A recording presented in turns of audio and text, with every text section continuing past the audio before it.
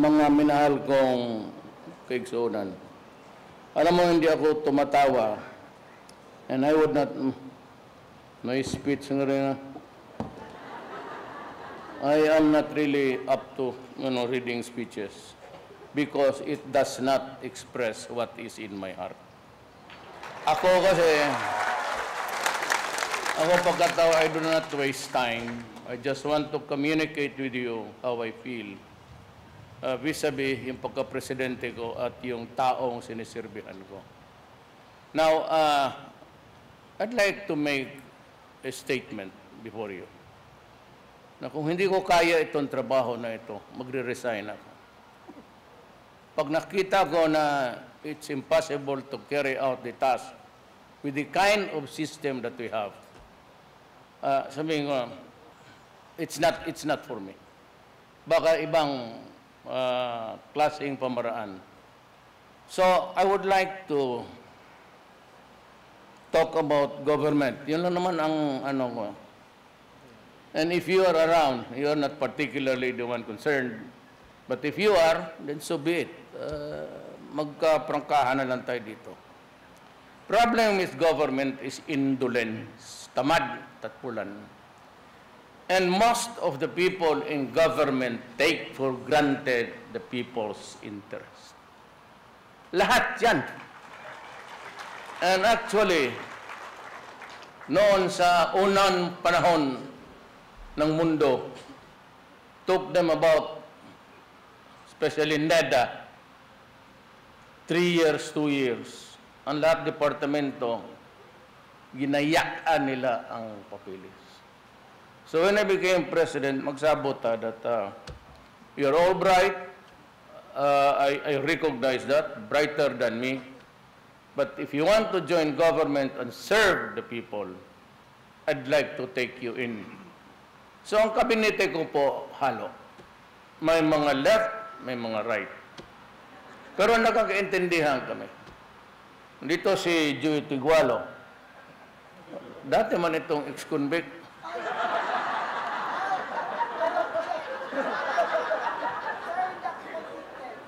Napriso ka. Ang napriso dito, Jude sa panahon sa Marcelo, John Ibasco. Si John Ibasco, si Billy. Panahon sa Marcelo, nang napriso ni sila. And in 1983, actually, fiscal ako. Ako yung inquest fiscal na assign. At may dinadala nila ni mga Philippine Constabulary noon, 2 tao. Ang dumi ng mga itsura kasi pa-imbestiga sa akin. Sabi ko nga, bakit pa ninyo pinaabot dito?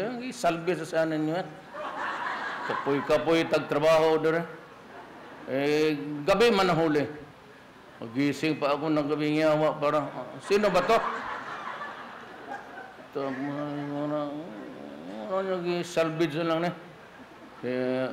Hindi, Uskal, sabi na kasi gusto lang namin sabihin na bahala ka pagkatapos, pero itong 2 nahuli namin, puro pare. What? Tapos, yung isa, yung taga Bohol daw. Pare sa Bohol, pati pare sa Leyte. Kinsa man yung piragaba lang, ano buangan eh. Putot eh. Waray, Father Tison. Yuso. Tapos, sabi ni John ngayon, na namatay na raw. Sabi ko, I'm really very sorry I didn't. But they were good friends. I prosecuted them in court. But ako naman, hindi magtapang-tapangan sa korte. Baka ma-isparo ka. Baka mapambuang mga to kadanghanan. They're killing each other. Well, anyway, nung they were released and I was appointed OIC Vice Mayor, wala man silang mapuntahan. Sa asawa ni De Vera, party secretary sa Kumid, pati noon niya, pumunta sa akin. Ako yung nagpo-prosecute sa kanila eh. So, taga-imig trabaho. So, nilagay ko sila lahat sa technical assistant lang. Wala mamang pera pa noon. Eventually, I ran for mayor for the first time in 1988. Kinuha ko sila. Jonas, alam mo mga pare, mahusay sa organizing. Magdala ng tao. Because, you know, we are a priest, you handle people. So, si John became my political strategist actually. Pamasa, pare, Father Tison, ewan ko, nag-asawa ba? Hindi nag-asawa. Hindi nag-asawa. Wala mo tilaw og lami. But John Ibasco, true to life, good and pare. Pero si John became eventually my chief of staff. Then at one time, for one term, I was the city engineer because puro corruption ang naabot ko doon. Sabi ko, clean the office. Yan lang ang maganda sa mga left.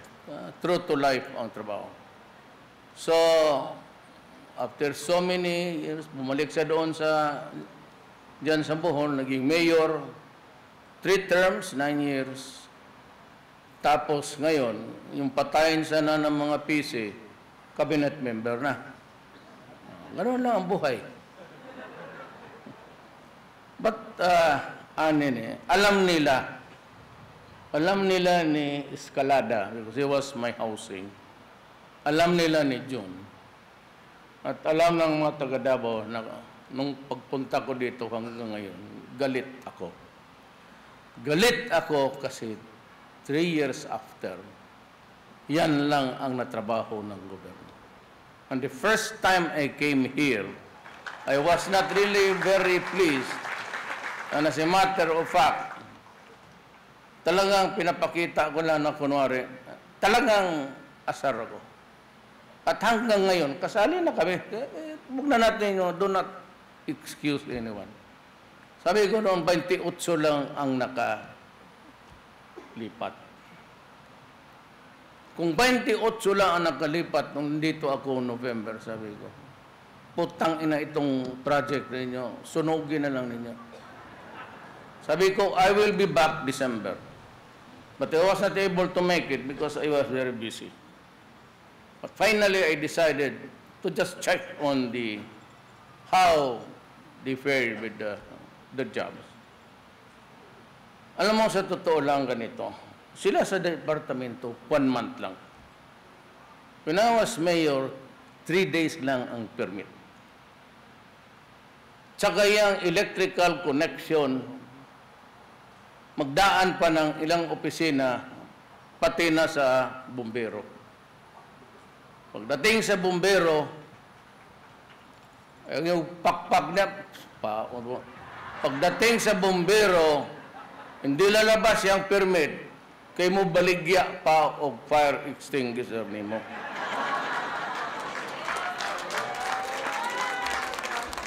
So it causes delay and delay. Now, by the end of maybe February, God willing, buhay pa tayo, I will impose severe restrictions on government. Kung mga civilian, wala kayo. Una-una yung sweldo nila malalaki. They award to each other millions and even this has to stop. Ako nga, 130,000 lang ako. Duha ka pamilya. Totoo. Gibuhi na ako. Wala akong magawa eh. No. 130,000. Sa ano, pagtunga anak.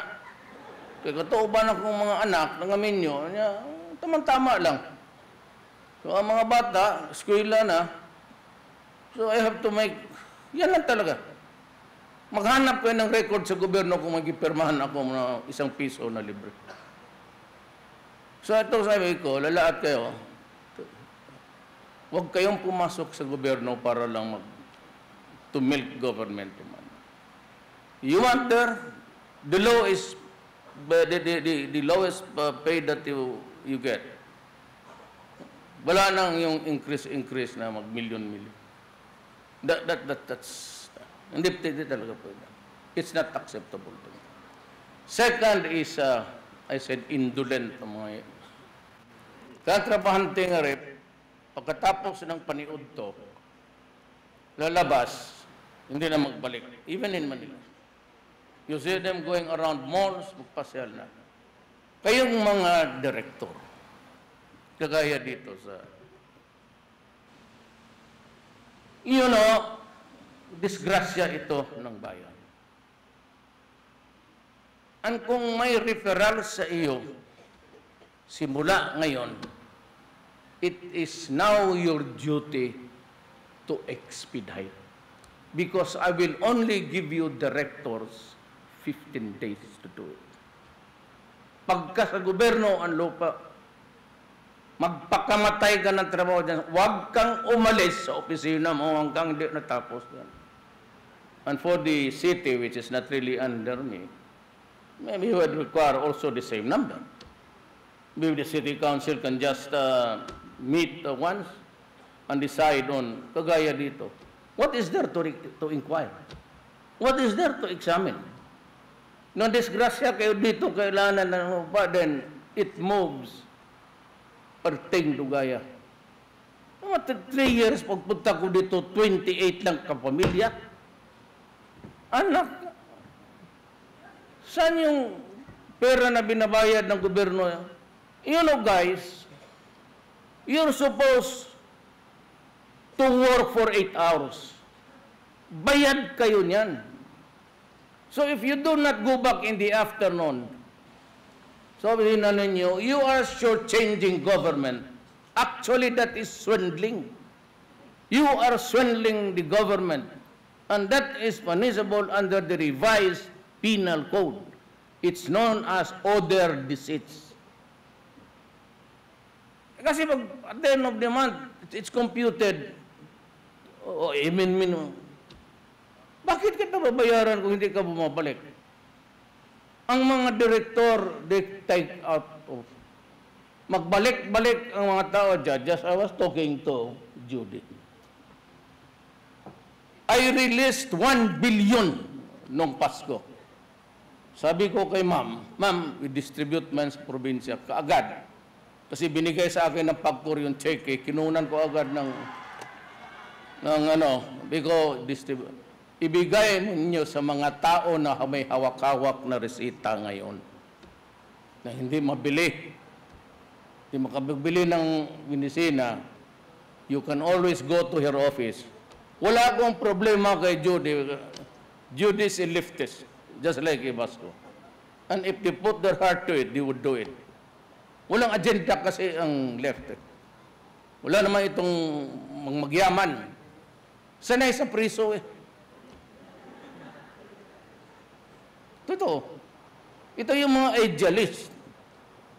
So sabi ko, sige, wala na may ceasefire, revolution. Trabaho ka muna dito sa akin.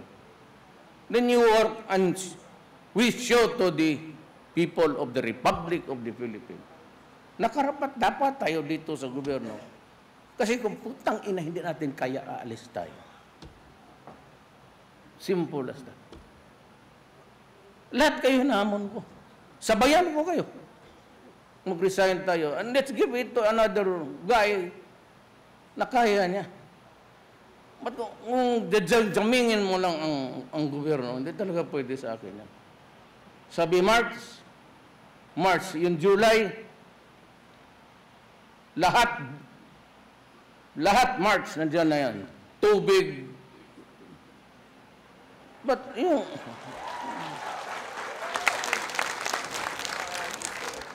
hanggang alas 5 ka, didagdagan mo, total, tagal ka nang sige.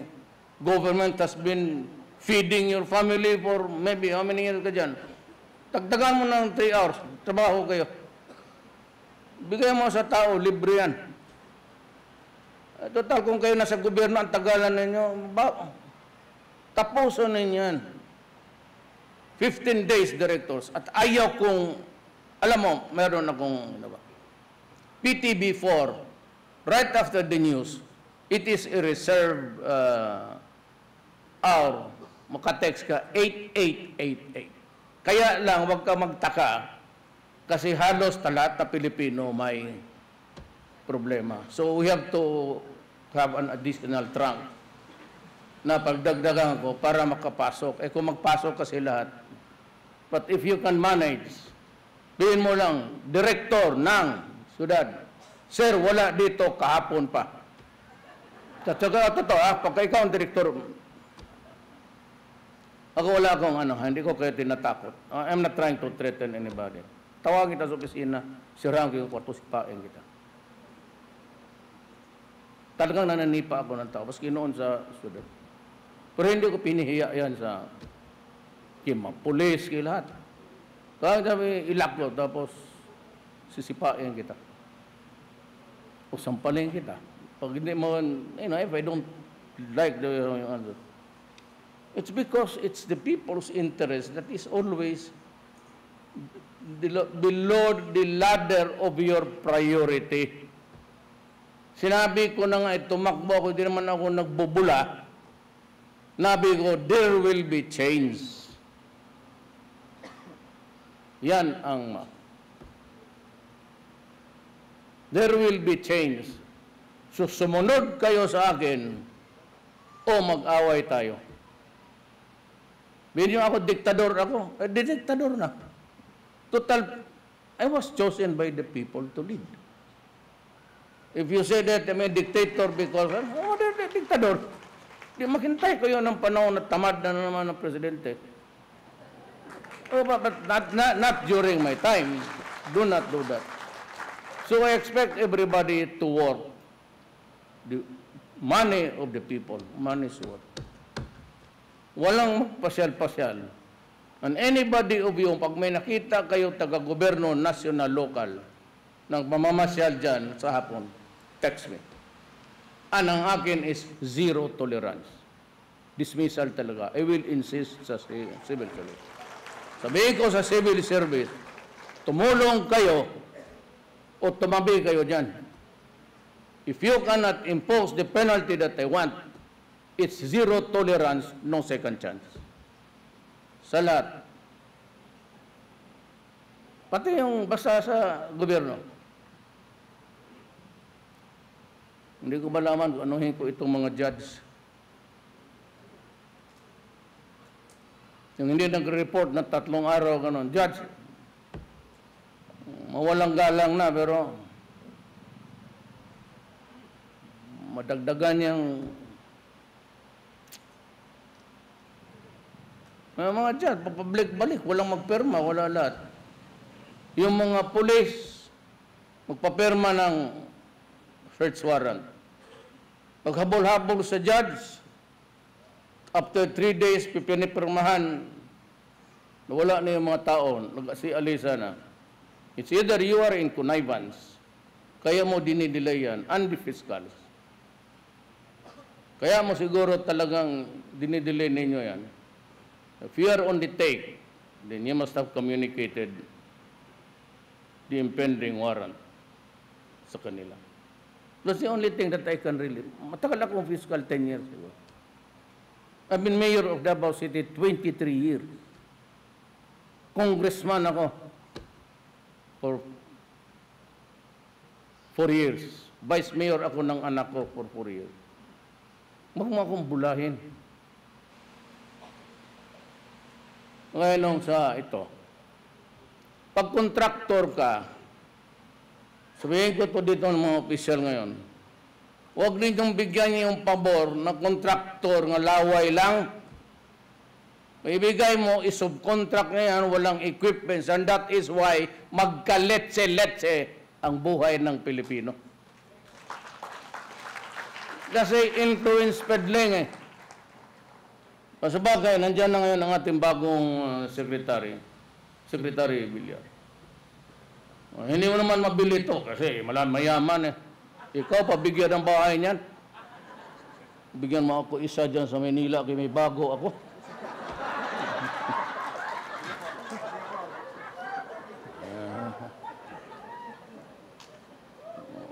Kung mabigyan natin yan ng sekretary, baka makatatlo pa tayo dito bago mamatay. Do not do that. That has to stop. Lahat, city mayor, hahabulin ko kayo. Si Silipit, hindi, ikaw ha. Gwapa niya muna. Ano kasi mga mayors? Lahat yan may intelligence fund. Ako, tanongin mo ng lahat ng pulis. Every presinto may 15,000 yan. Ang city police director, 50,000. Ngayon, magtanong ka ba yan? May presinto. May magdating sa kanilang papel, liquidation. Blanco. Sila na mag-fill up kung paano ginastos yung pera na wala. Huwag niya, kung niya sabi ko, intelligence man, kunin ko yan.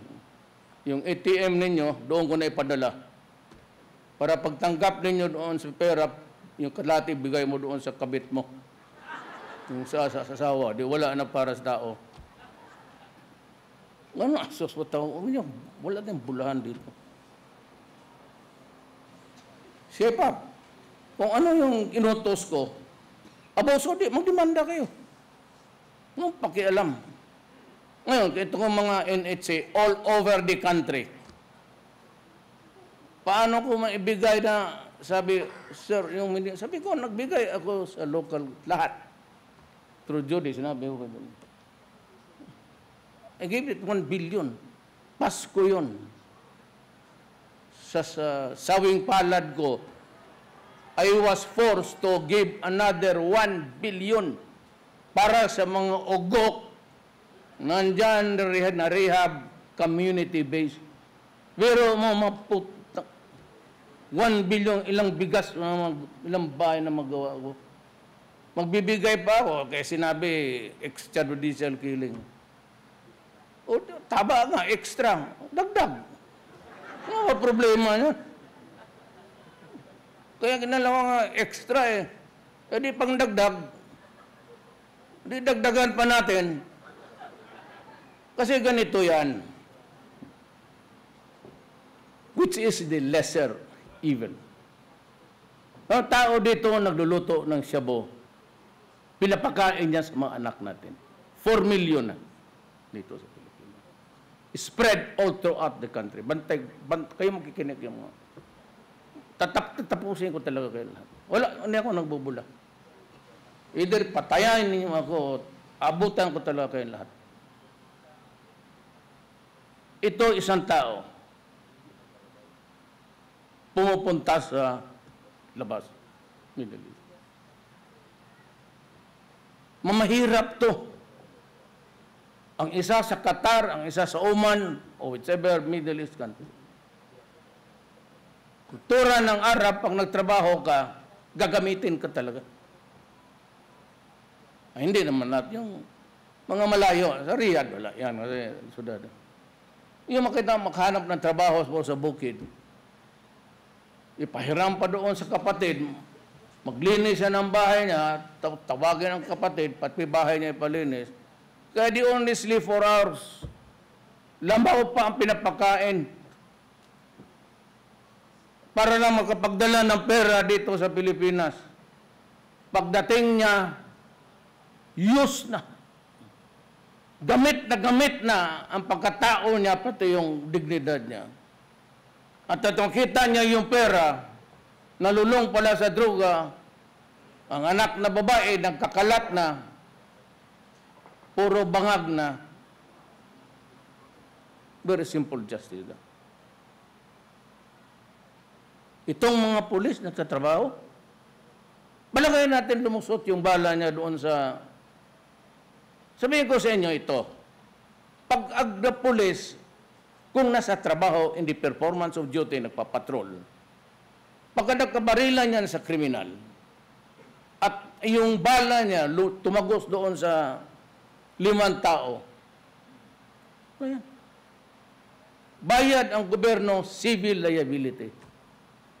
Kasi trabaho, hindi mo makontrol ang bala. Kung ang kriminal, ang makaputok, tapos makapatay siya ng 5 pa, sagot niya yun. Bakit? Nasa krimen siya. ang pulis hindi. Tawag kayo masyado, namatay ang bata. Sino ba naman gagawang pulis mapatay ng bata? Kung pulis na gano'n, adik rin. Trabaho yan eh. Tapos, yung iba, ang talagang totoo dyan, only after the 3rd month, sinabi ko, may strategy yung mga pulis. Intriga dito, tapos patayin niya, i-charge na doon sa kabila. So, yung hindi pa ako presidente, tignan niyo yung newspaper. Sila na just para maubo sa walang magkapiyain. Yung unang birada dyan, walang pulis doon. Tumitingin lang kami. Intriga yung, magkapital ka ng isang barilin mo dito talaga. Tapos sabihin mo doon yung si ano ang baril niyan. Ngayon, iba na. Kasi pumasok na ang ISIS sa Pilipinas. Ang Maote. They pledge allegiance to ISIS. Sa Mindanao, ang laboratorio doon, isang katutak. Kaya paano mag-extrajudicial killing? Putang, makinig nga kayo. I have lost 33 policemen so far. Police operation drug-related. I have lost soldiers 19 yang mag-back up sa pulis sa Mindanao. Ang laboratorio doon, hindi M16 rifle, nakamount 2 M16 na masinggan. Kaya na pati sundalo doon. Anong extrajudicial killing? Ito extrajudicial killing, di barilin mo na lang sa likod. Bakit magharap-harapan ka ba dyan? Ngayon, yung nangamatay dyan. Pero ako, ganito, prangkahan ko kayo. Kung ako, nagtatrabaho lang, hanap buhay na simple. Ang anak kong babae nag-aaral, tapos abangan mo sa tricycle, instead of dalhin mo sa bahay niya, dalhin mo doon sa Kanyugan.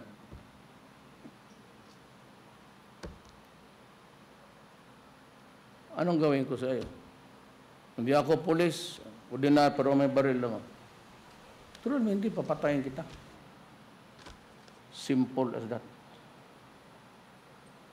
Sir, 10 minutes to go.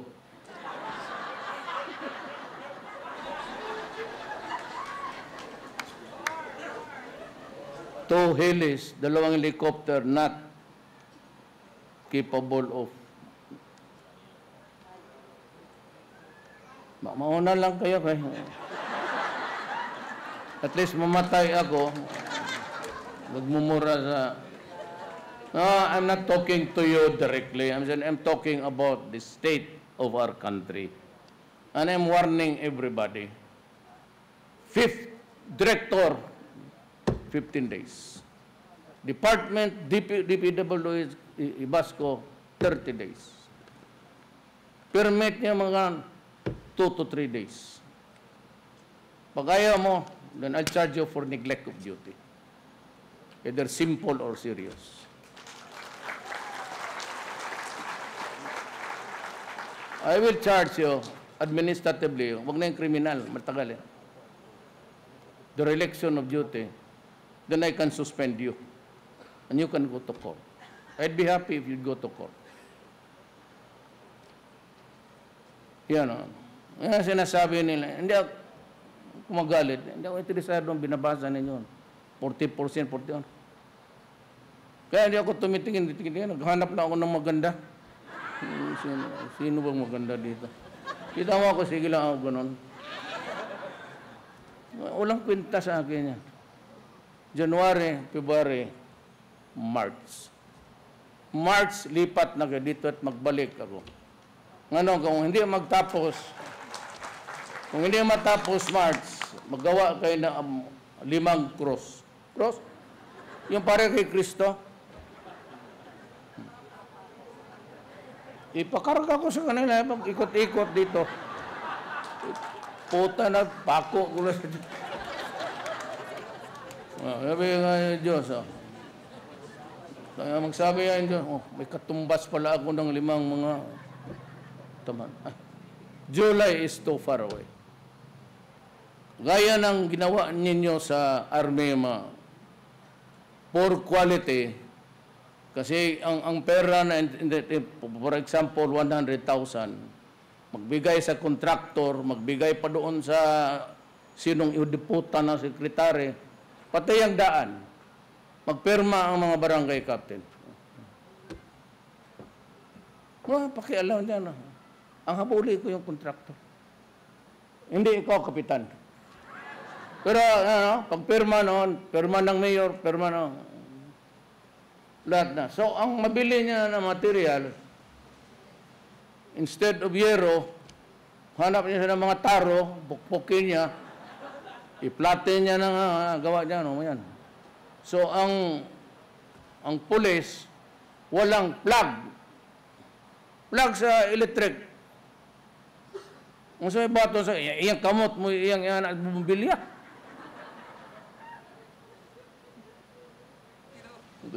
Stop it. Dito dito ang pagbabago, kay hapit na hurot yun mo. So magbago talaga kayo, kung hindi ito matapos, sunod buwan may Yolanda na naman, putang ina, kaproblema tayo. Nandito ako, di ba, dito. Palakad ako doon sa police regional. 3 beses ako para kunwari sabi ko mag-ihi ako para umiyak lang. Dito ako pinanganak eh. Kaya nung pagsabi ng military, sila lang yung may linya na pang-communication, sabi ng mayor, tumba ang lady. So, ganito. So, ilang patay? 300. Yung mayor nagkalat sa daan, mga 1,000.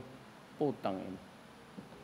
Dala ko yung ambulansya ko, doktor pati nurse. Hindi ako nagpadala ng babae, puro lalaki.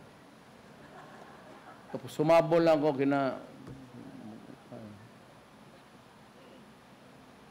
kaya tingin ako sa langit, sabi ko, Lord, sana yung mga pangit lang ang namatay na mga ito. Ang mga ganda, wag sana.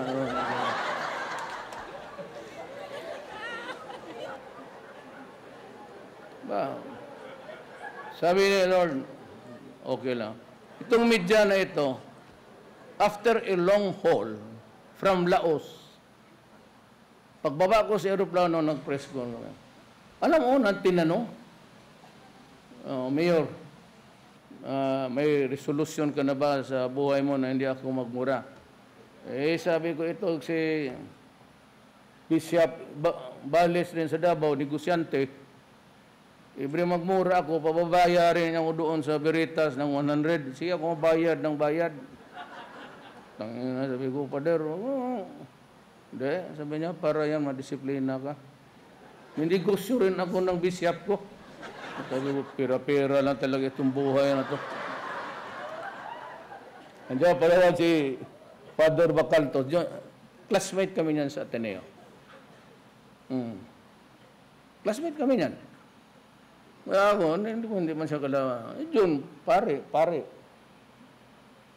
Alam mo, sino inasawa ni John? Geso. Madre.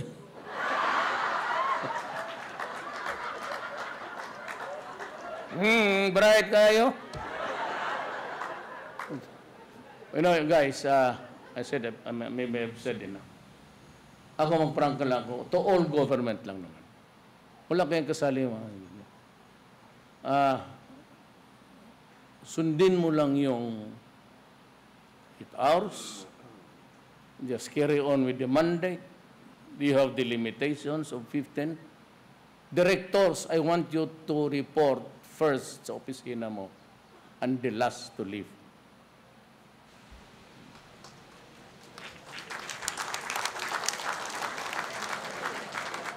At yung janitor na babae, huwag mong galawin yan.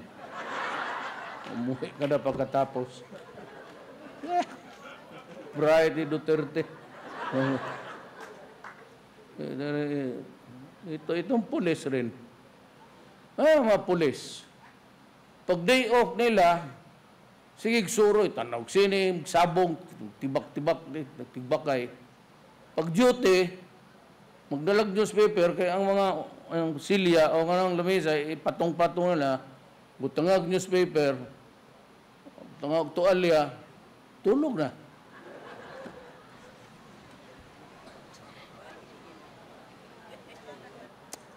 Uli na ko, basig matagak mo yun, bagi. Dayon pag-ung inyong busy. Pero kung gano'n, okay lang. Pag kinuha ko ng Diyos, anytime. That's my destiny. Payaw-ayaw kay, siyempre. Payaw.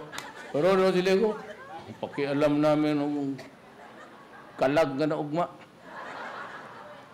Yan pa isa, I'd like to the church to correct this. Magdali ko kay ngit-ngit na. This practice, usually ang mga tao pobre manggod. Unya usahay ka na imbalsamasyon, ang kaya na usa duha ka adlaw. Unya ang dili sila mosugot nga magbasbas og patay.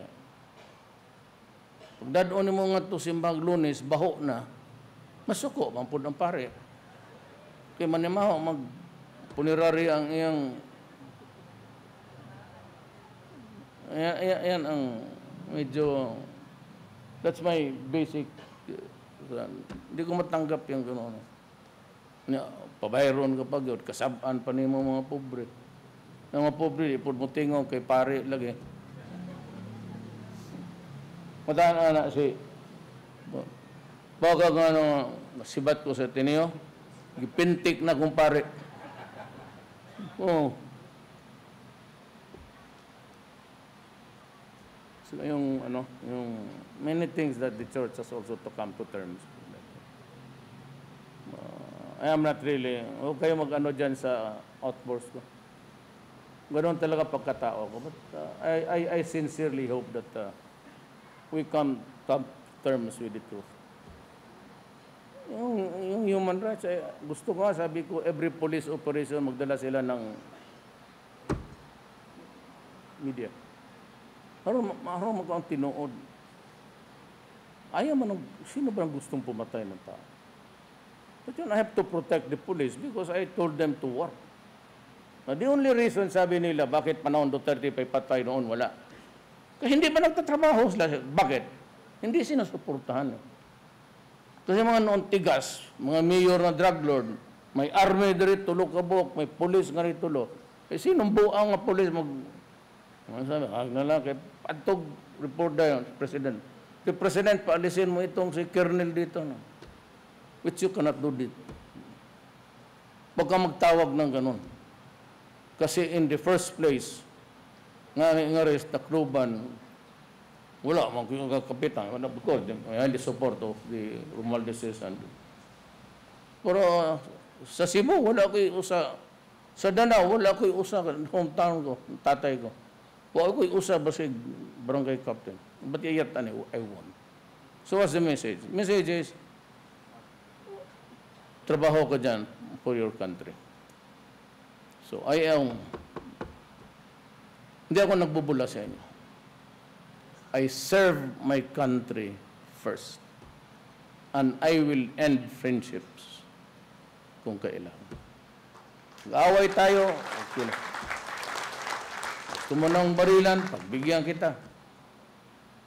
Ako pahay, marami rin akong, malagay ito, bahay ako ng isa para, daghang salamat ninyo. Maraming salamat po, mahal naming Pangulo.